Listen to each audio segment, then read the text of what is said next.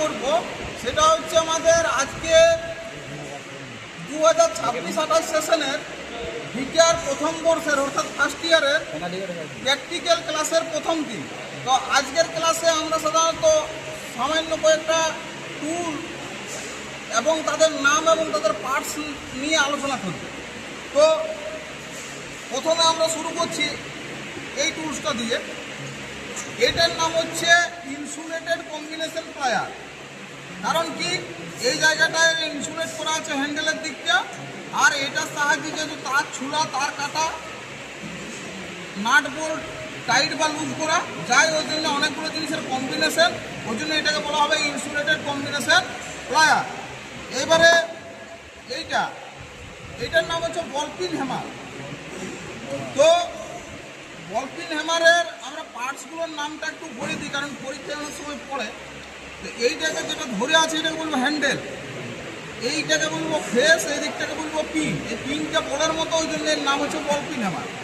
এবারে এইগুলো গ্রুপ কাটা আছে দুটো, আর এইটাকে বলা হয় চিক, আর এইটা আই হোল। তো এইটা হলো আমাদের দুটো।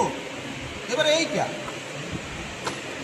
এইটা দেখুন, এইটা দুটো মুখ খোলা আছে এবং শেষ প্রান্তগুলো, তাহলে আমরা বলতে পারি শেষ প্রান্তটাকে এন্ড বলি। তাহলে ডবল এন্ডেড ওপেন, দুটো মুখ খোলা আছে, ডবল এন্ডেড ওপেন স্পেনার। ঠিক আছে, স্পেনার মানেই রেঞ্জ হলো। এবারে এগুলো তো ওইটাই আছে, ডবল এন্ডেড ওপেন স্পেনার।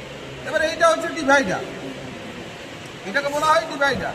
মানে কোনো কিছু জিনিসকে ইকুয়াল পার্টে ডিভাইড করার জন্য কাজে লাগে।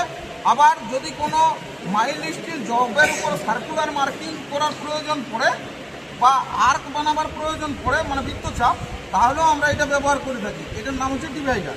এটা হলো, এটাকে বলা হবে ডবল ফেস হ্যামার। যেহেতু দুদিকটা একই রকম, একই দুদিকটাই ফেস, ওই জন্য একে বলা হবে ডবল ফেস হ্যামার। আর এইটাকে বলা হবে হ্যান্ডেল, এইটা আই হোল, আর এটা চিক হয়েছে। এবার এইটা দেখুন, এইটাকে বলা হবে টং। তো এটাতে আমরা কোনো গরম জিনিসকে আমরা এক জায়গা থেকে অন্য জায়গায় স্থানান্তরিত করার জন্য বা নিয়ে যাওয়ার জন্য ব্যবহার করি, এটাকে টং বলা হয়। বিশেষত এটা বেশি কাজে লাগে ওয়েল্ডিংয়ের প্র্যাকটিক্যাল করার সময়। কারণ একজনের জবটা ওয়েল্ডিং হয়ে গেল, তখন এইভাবে ধরে উল্টো দিকে সরিয়ে দিবে, যাতে কেউ পা না দিয়ে দেয়, গরম জুতো চপ্পল গলিয়ে যেতে পারে। এবার এইটা আজকে আমি বলছি যে এই ফাইলটার পুরো নাম বলছি না, এর শেপের আকারে নাম বলছি। এটাকে যেহেতু শেপটা আছে, এটাকে ফ্ল্যাট ফাইল বলছি। আর এটা যেহেতু ত্রিভুজ আকৃতি আছে, ওই জন্য এটাকে ট্রায়াঙ্গুলার ফাইল বলে। এবারে এটা পেরেক টুলের কাজে লাগে, এটাকে ক্লো হ্যামার বলে, সিএলএ অংশ। হ্যাঁ, এবারে এইটাকে বলা হয় হ্যাকসো। এবারে হ্যাকসোর পার্টসগুলোর নাম দেখুন, এটা হ্যান্ডেল, এটা ফ্রেম, এটা উইং নাট, এটা ওয়াশার, এটা পিন, এটা ব্লেড। ঠিক আছে, এবারে এইটাকে বলা হয় সেন্টার পান। এইটাকে বলা হয় ড্রিল চাকতি, এইটাকে বলা হবে স্টিল রুল, আর এইটাকে বলা হবে ফিলিপ স্ক্রুড্রাইভার। এর দুদিকে মুখ আছে, কিছু কিছুগুলোর একদিকে মুখ থাকে, এটা ফিলিপ স্ক্রুড্রাইভার। এটার নাম হ্যাঁ, একদিকের গুলো স্ট্যান্ডার্ড স্ক্রুড্রাইভারও আছে, আবার যেটা হচ্ছে হেভি ডিউটি স্ক্রুড্রাইভারও আছে।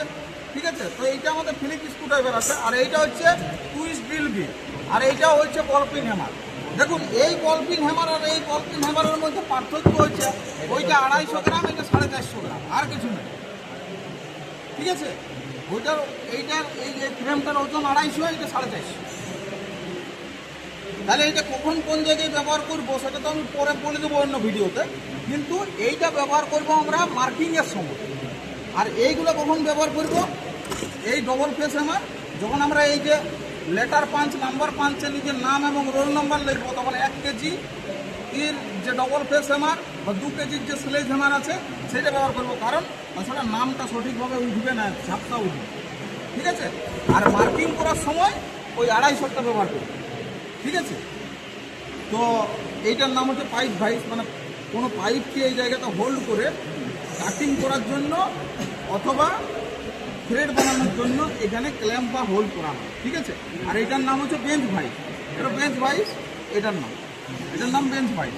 তো আজকের ভিডিও এই পর্যন্ত, ভিডিওটা দীর্ঘায়িত করছি না, এটার নাম পাইপ ফিটিং। ভিডিওটা দীর্ঘায়িত করছি না। হ্যাঁ, এটা একটা বাকি থেকে গেছে বলছে, তো এটার নাম হচ্ছে অয়েল ক্যানও বলা যায়, আবার বলা যায় ফোর্স ফিড পাম্প ওয়েলার। ঠিক আছে, এবারে ফোর্স ফিড পাম্প ওয়েলার অথবা অয়েল ক্যান যে কোনো একটা বললেই হবে। ঠিক আছে, অয়েল ক্যান অথবা ফোর্স ফিড পাম্প ওয়েলার। ঠিক আছে, বুঝতে পেরেছ? ঠিক আছে, তো আজ এবার তোমরা ট্রাই করে দেখো।